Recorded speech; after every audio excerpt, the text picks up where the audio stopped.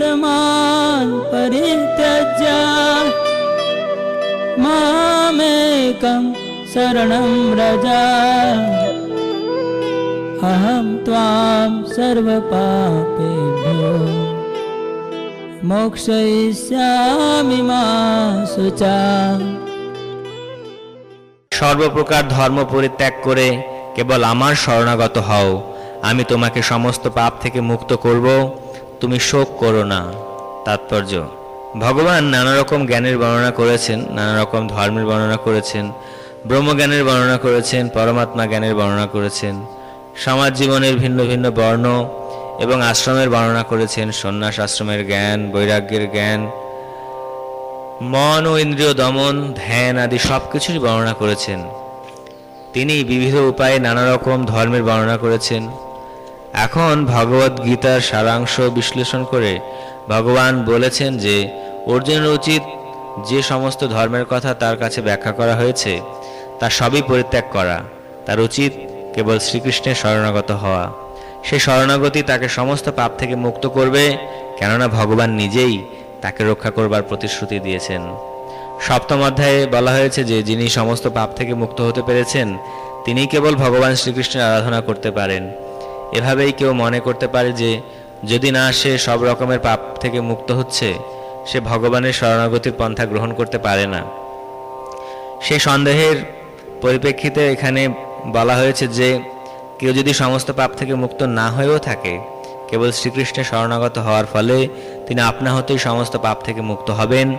পাপ থেকে নিজেকে মুক্ত করবার জন্য অন্য কোনো কষ্টসাধ্য প্রচেষ্টার প্রয়োজন নেই। আমাদের উচিত শ্রীকৃষ্ণকে সমস্ত জীবের পরম পরিত্রাতা বলে দ্বিধাহীনভাবে গ্রহণ করা। শ্রদ্ধা ও ভালোবাসার সঙ্গে আমাদের উচিত তার প্রতি শরণাগত হওয়া। শ্রী হরিভক্তি বিলাস গ্রন্থে শ্রীকৃষ্ণের চরণে আত্মসমর্পণের পদ্ধতি বর্ণনা করে বলা হয়েছে, আনুকূল্যস্য সংকল্প প্রতিকূল্যস্য বর্জনম রক্ষিষ্যতি বিশ্বাস গুপ্তিত্বে বর্ণম তথা আত্মনিক্ষেপকার্পণ্যে সর্ববিধা শরণাগতি। ভক্তিযোগের পন্থায় কেবল এই সমস্ত ধর্মের আচরণ করা উচিত যা পরিণামে শুদ্ধ ভগবত ভক্তি প্রদান করবে। কেউ বর্ণ অনুসারে তার স্বধর্মের অনুষ্ঠান করে যেতে পারেন, কিন্তু তার কর্তব্য সম্পাদন করার ফলে তিনি যদি কৃষ্ণ ভাবনাময় ভগবত ভক্তি লাভ না করেন তাহলে তার সমস্ত কর্মই অর্থহীন। যা কৃষ্ণ ভাবনাময় শুদ্ধ ভক্তি প্রদান করে না তা পরিত্যাজ্য। মানুষের দৃঢ় বিশ্বাস থাকা উচিত যে সমস্ত দুঃখ দুর্দশা থেকে শ্রীকৃষ্ণ সর্বতভাবে রক্ষা করবেন। দেহ আত্মা একত্রে কিভাবে রক্ষা হবে তা নিয়ে দুশ্চিন্তা করার কোনো প্রয়োজন নেই, শ্রীকৃষ্ণ সেটি দেখবেন। নিজেকে সর্বদা অসহায় মনে করে শ্রীকৃষ্ণকে একমাত্র জীবনের প্রগতির ভিত্তি বলে বিবেচনা করা উচিত। যে মাত্র কেউ কৃষ্ণ ভাবনাময় ভক্তিযোগে ভগবানের সেবায় নিজেকে ঐকান্তিকভাবে নিযুক্ত করেন, তৎক্ষণাৎ তিনি জড়া প্রকৃতির সমস্ত কলুষ থেকে মুক্ত হন। জ্ঞানের অনুশীলন ও যোগ সাধনায় ধ্যান আদি অনুশীলনের মধ্যে বিভিন্ন রকমের ধর্মীয় পদ্ধতি ও শোধনকারী পদ্ধতি রয়েছে, কিন্তু যিনি শ্রীকৃষ্ণের চরণে আত্মসমর্পণ করেছেন তাকে এই সমস্ত ধর্ম অনুষ্ঠান করতে হয় না। কেবল শ্রীকৃষ্ণের শরণাগত হওয়ার ফলে তাকে অনর্থক সময় নষ্ট করতে হয় না। এভাবেই তৎক্ষণাৎ সমস্ত রকম উন্নতি সাধন করে সমস্ত পাপ থেকে মুক্ত হওয়া যায়। শ্রীকৃষ্ণের অপূর্ব সুন্দর রূপে আকৃষ্ট হওয়া উচিত। তার নাম শ্রীকৃষ্ণ কারণ তিনি সর্বাকর্ষক।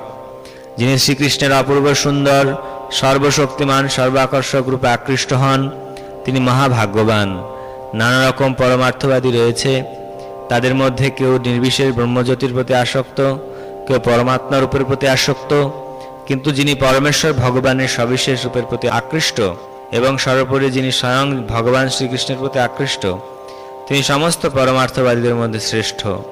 পক্ষান্তরে বলা যায় পূর্ণ চেতনায় কৃষ্ণ ভক্তি হচ্ছে গুহ্যতম জ্ঞান এবং সেটি হচ্ছে সমস্ত ভগবদ্গীতার সারমর্ম। কর্মযোগী, জ্ঞানী, যোগী ও ভক্ত এদের সকলকেই বলা হয় পরমার্থবাদী, কিন্তু যিনি শুদ্ধ ভক্ত তিনিই সর্বশ্রেষ্ঠ। যে বিশেষ শব্দটি এখানে প্রয়োগ করা হয়েছে তা হচ্ছে মা শুচ, ভয় করো না, দ্বিধা করো না, উদ্বিগ্ন হয়েও না, তা অত্যন্ত তাৎপর্যপূর্ণ। কেউ মনে করতে পারেন সব রকমের ধর্ম পরিত্যাগ করে কেবল শ্রীকৃষ্ণের শরণাগত হওয়া কি করে সম্ভব, কিন্তু ওই ধরনের দুশ্চিন্তা নিরর্থক। ইদম তে